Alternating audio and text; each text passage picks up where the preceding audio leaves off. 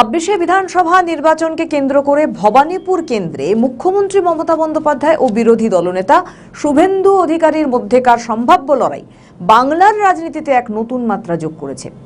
নন্দীগ্রামের পর ভবানীপুরও এই দুই হেভিওয়েট প্রার্থীর সরাসরি সংঘাতের রাজনৈতিক কি ব্যাখ্যা রয়েছে আসুন জেনে নিই। শুভেন্দু বারবার দাবি করেছেন যে তিনি মমতা বন্দ্যোপাধ্যায়কে ভবানীপুর থেকে হারিয়ে তাকে প্রাক্তন করবেন।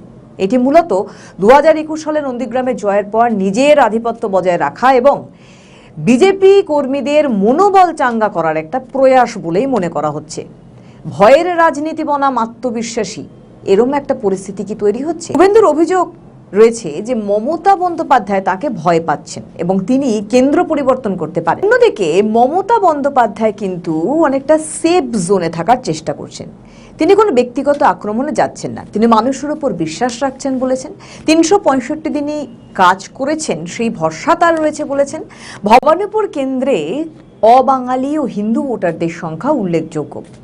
বিজেপি এই দুই অংশে ভোট এবং শুভেন্দুর আগ্রাসী প্রচারকে কাজে লাগিয়ে তৃণমূলের দুর্গে হানা দিতে চাইছে বলে মনে করা হচ্ছে। আর নন্দীগ্রামের লড়াইয়ে মমতা অল্প ব্যবধানে পরাজিত হয়েছিলেন 2021-এ।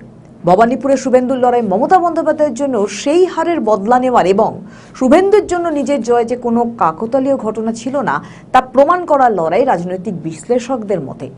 এই লড়াই কেবল একটি আসনের জয় পরাজয় নয়, বরং রাজ্যের প্রধান দুই রাজনৈতিক শক্তির ব্যক্তিগত দলীয় ইমেজেরই লড়াই বলে মনে করছে রাজনৈতিক বিশেষজ্ঞ মহল। আমাদের ভিডিও ভালো লাগলে লাইক ও শেয়ার করুন, কমেন্ট সেকশনে আপনাদের মতামত জানান। আরও ভিডিও পেতে আমাদের চ্যানেলটিকে সাবস্ক্রাইব করুন এবং প্রতি মুহূর্তে খবরের আপডেট পেতে প্রেস করুন বেল আইকন।